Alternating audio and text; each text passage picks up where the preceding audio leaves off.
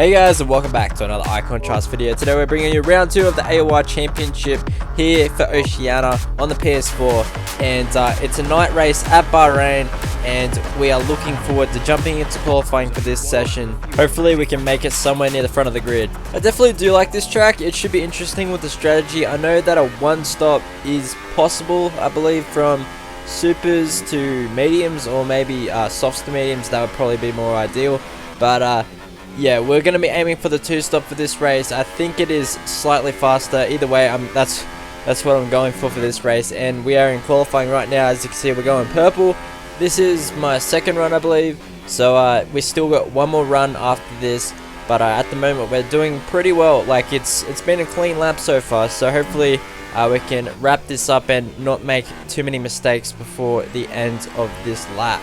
If you haven't watched the previous episode of this series, we're sitting third in the championship, I think, behind James and Stuart McKenzie. So it looks like those guys will be ones to watch for the championship fight and the overall top spot on the podium most weeks in and out. So hopefully we can join them most of the time, and if not, beat them. Hopefully we can get into the championship fight in that kind of way. We also have Stylen, who's pretty quick, so we'll have to watch him during this race, definitely. But the person who would be looking for the most redemption, I think, in this race would be Dubzzy, as he DNF'd in Australia and he will be wanting to claw back some points in the championship to join that championship fight. But we go purple, and this is our final run, and as you can see, we've come out to the back of an AI car that has not ghosted and is on the racing line, and we were going purple, we were going green, and it's absolutely ruined our lap. And I can tell you now that that final lap that I would have done, it would have put me on the front row of the grid behind Dubzzy. I don't think we would have had enough to beat Dubzzy, but we certainly would have finished second instead of fourth. So yeah, I can't help but be a bit disappointed about that. So now heading onto the grid now for the formation lap, we have Dubzzy, Stuart McKenzie and Stylen ahead of us. We'll be trying to make up as many positions from the start as possible without losing the front wing, as I do in most online sessions that are public lobbies. But anyways, we're going to be looking for a clean start here, and hopefully we can make the most out of it. Important thing to note, do not blame MLJH for that AI car. It was completely desynced from me. I wasn't desynced from anybody else in the lobby, but yeah, there was some kind of connection issue. But 5 lights here, and away we go for the Bahrain Grand Prix. We've gotten off to a decent start, but we seem to have been a little bit boxed in there behind Stuart McKenzie, as he's now going to close the door, going up the inside here. And we can't really make a move on Stylen, as he'll have the better drive going around the outside, and we have to just pull in behind Stylen, and hopefully we can make a move as soon as possible a bit later on through this lap. As you can see, it's just chaos behind. This car's going everywhere. Stylen's caught up to the back of Stuart McKenzie, and he'll be looking to make a move, go through the S's, but not quite close enough, as we get a decent run heading into the S's as well. And now we're going to go on board with Stylen, who had a poor line through those corners, so it's allowed us to pull alongside him. We try to go around the outside, but now we're trying to make the switchback happen. And now we have the outside line going through this double left-hander, which is a very difficult braking zone, but we've braked as late as possible as we can. He's left the space for us to go around the outside, and he had a snap of oversteer coming out of the corner. But I have a lot of trust in Stylen for clean racing, so I definitely was optimistic in making that move, as I wouldn't make it with everybody.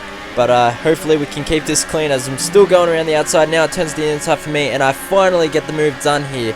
And because of that compromised line, somebody else, Darren, is going to throw it up the inside of Stylen as well. Just how competitive this league is. If you lose one spot, it just puts you at risk of losing another just from defending and attacking, which slows you down. And now Darren's looking to make a move at me, but he's not quite close enough. But he will have a run with the slipstream. Not quite DRS yet, as it is only lap 1 going on to lap 2 now. Darren now getting close enough to make a move. I'm going to defend to the inside and making sure I'm defending all the way to the inside. He kind of has to back out of it, because he really did want the inside line there. I've actually broke pretty deep there. We're still going side by side through turns 1 and 2. Darren's going out onto the curves. He's got touched. Stylen's got tapped by Pete there, but now he's still got the run of Darren. He's going to try and hold it around the outside going through turn 3. And oh my god, it's all getting a bit chaotic. I've ran deep there now. Now I'm under attack by Stylen and Darren, but they can't go too wide through here, surely. Yes, and Stylen finally gets the position done. What great racing, but he's lost the back end and he spun it. Oh no, what a disaster.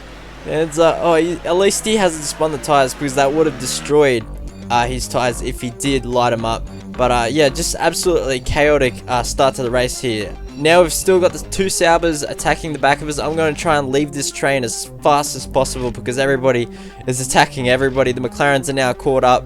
But now I think I've got a bit of time to explain what the hell's going on. So with the audio, I do not have my race footage. And the thing is, I'll explain the excuse towards the end of the video because I don't want to spoil anything. And don't worry, it's kind of a relevant excuse, but unfortunately I do not have the audio or my own race footage for this race, so I'll have to use the AOR stream footage, which I have to kind of block out the commentary, unfortunately. But we're making the move on Harry Tomato. We've made a pit stop. We've made a pit stop really early on to prevent the Saubers jumping us as in an undercut. So we just look to make sure we consolidated our position and try to make some headway on Stuart McKenzie now, lap 11. And don't worry, for the future races, I have my race footage and my qualifying footage, so don't stress about that. It'll be a lot better for the future videos to come. Just have to put up with this kind of footage for now. So we've got a clear track in front of us to try and hunt down Stuart McKenzie. We'll be trying to make as many points as possible over him because he is ahead of us in the championship currently. And I do believe we are faster because we would have set that quicker qualifying time as well. And Dubzzy's actually come out in front of us, and a sad story is Dubzzy actually jumped the start, so that's pretty much taken him out of the running for the win of this race after qualifying on pole position. And that's really unfortunate for him. So we'll need to try and clear Dubzzy as quick as possible because he is on a compromised strategy. And as we do right there, I think he ran wide going into turn 1, so that's allowed us to make the move pretty easy. And now we've got a car in between us and the Saubers, so that should be pretty helpful in moving forward without getting pressure from those guys anymore. But we do really need to start making some ground on Stuart McKenzie if we have any chance of getting onto that podium before the end of the race. In saying that, I think he is a net P2, so I think we're already on the podium. But we have just made our pit stop. Stuart McKenzie will be coming in shortly. There he is coming into the pits. I tried to make the undercut work on him, but obviously being held up by Dubzzy, and I think the Harry Tomato has not exactly helped with that undercut strategy, as we do set the fastest lap of the race right now. And you can see just ahead going into turn 1 there is Stuart McKenzie, and that is the gap we do need to close. He will have colder tyres coming straight out of the pit, so now is our best time to strike. Another thing to consider is that penalties could come into effect towards the end of this race. I know I haven't picked up any penalties as far as I know, and hopefully we can at least stay within that 3-second gap if that's what it comes to, if he does have penalties. As we're right on the back of him now, we can surely make a move really soon. We're going to be trying to look on the main straight, open up the DRS and crank it into overtake mode and our rich fuel mix. That will be the plan, as we now need to focus on getting a good exit coming out of the final corner.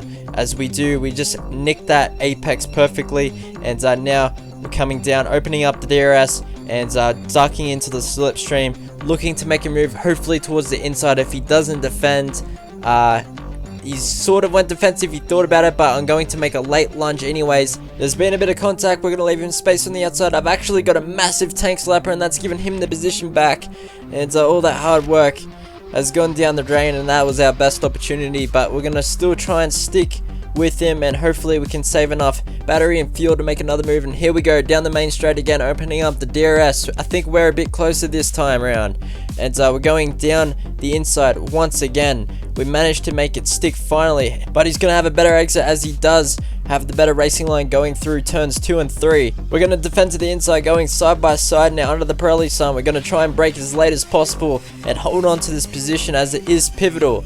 I think there might have been a little bit of contact there, I'm not exactly sure, but we have made the move stick, and that is us up into the podium places. And out of all this, Stylen has managed to gather the race lead going onto the mediums and doing a 1-stop. But now Frio, who's pulled off an unorthodox strategy, going from I think softs or mediums to super softs now, has the ultimate pace advantage at this point in the race, as Stuart McKenzie just blasts past us. And at this point I can't defend from him, as I just do not have the battery, so I thought why not just pull into his slipstream again and try to capitalize on the final moments of the race and try to make a move then. But if we keep on battling, we will not catch Frio and Stylen, even though we have the better tyres than at least Stylen. But Frio is all over the back of Stylen now, and now we have a back marker that they've caught up to, so hopefully he gets out of the way shortly.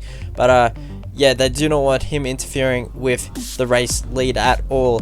And Frio will be trying to make a move as soon as possible on Stylen to try and gather the race lead and try to pull away from Stuart McKenzie and myself, so that way he has a better chance of getting away without us catching up to his DRS zone at all. And he's looking to make a move out the inside. Stylen goes defensive. If he's going to have to try and make a move, it's going to be the crisscross going through the right-hander. He's now got the outside line for the next corner, so it's going to be really difficult to hold it around there, but he just has the superior grip and manages to make the move. Well done. That's a very nice move going around the outside of a very high-speed corner. Now we got Contrast and Stuart battling really hard. Tortoise just desperately trying to find a way to avoid them. Oh, hold on a moment. Tortoise has messed it up. Tortoise has absolutely messed it up. He's ended up hitting the Toro Rosso. I think he was off on the curb there, trying to get out of the way. He's lost the car and careered into the Toro Rosso at turn number 8 there, and that's broken Contrast's wing. I think he's missing a part off of the front right. So yeah, that's not what you want to see at all. And Contrast now, with a damaged front wing, he's going to really struggle to hang with Stewart, so that might well have cost Contrast an opportunity to get a podium here in Bahrain. That's really, really unfortunate for him. He's looking great in this race, but yeah, it looks like Stewart now, he's pulling away. Look at that, 1.3 seconds. So now the Contrast has got a bit of damage. He's, yeah, look at the understeer. Wow, look at that, he's really struggling to hit the apex. So oh, his Contrast has left the session, so I think Contrast is disconnected. You know, maybe I don't know. I mean, maybe it's a disconnection, or maybe he's just, you know, just furious what's happened there. So I did disconnect. It wasn't a rage quit. I just lost connection, and that's the reason why we have no race footage. Yeah, I don't really have words to explain what just happened there. When you're a lap down, you do not mess with the leaders of a race and break their front wing. That's just not what league racing is. But if you thought it couldn't get worse. Contrast's car. Wow. So he's managed to rejoin the session. So it was a disconnection, and the game has pitted him. The game has pitted him. So Contrast is now going to drop out of the points, and yeah, that's his AI car has decided to take him into the pits, and that's him lost about 30 seconds with that wing change with 2 laps remaining. That's basically his race is as good as over. Tomato's going to pass him in the pits. Chicky might even pass him as well, possibly. No, I think Contrast will just about hold on to that. But yeah, wow, that's that really is a race to forget. Actually, his AI car is driving so slowly that I think Contrast is just about. Yeah, I actually did join as it was going into the pits, but I had to disconnect again because the game wouldn't let me take control of the car, so I had to disconnect again and then reconnect again. And by that point, I was already out of the points. Basically, because of what's happened, I've lost my point scoring streak of 25 races in a row. But anyways, Frio came across the line in first position.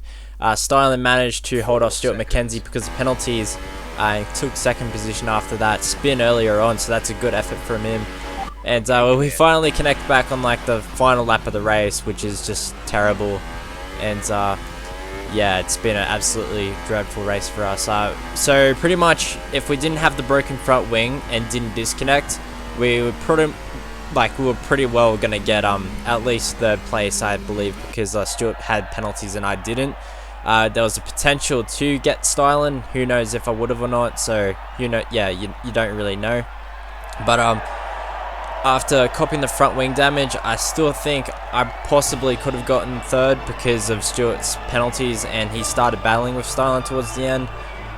With the disconnect, if I disconnected without the front wing damage that Tortoise gave me, I think I probably might have been able to score a couple of points for the simple fact that the AI wouldn't have drove through the pit lane to try fix the front wing damage. And another bad thing about that was it put me on old tyres. It put me on the tyres I started the race on, the Super Softs, instead of fresh tyres as well, the AI did. So that's been the Bahrain Grand Prix. We won't be seeing much of Grunting Tortoise after this race because he did accumulate like 40 penalty points in this one race, and he's getting moved down to F2, I believe. So From now on, I don't think we will see him. But anyways, that's been a frustrating race. China will be a lot more positive and exciting, so stay tuned for that one. And hopefully I can get that out soon. But anyways, thank you ever so much for watching, and I'll see you all in a brand new one.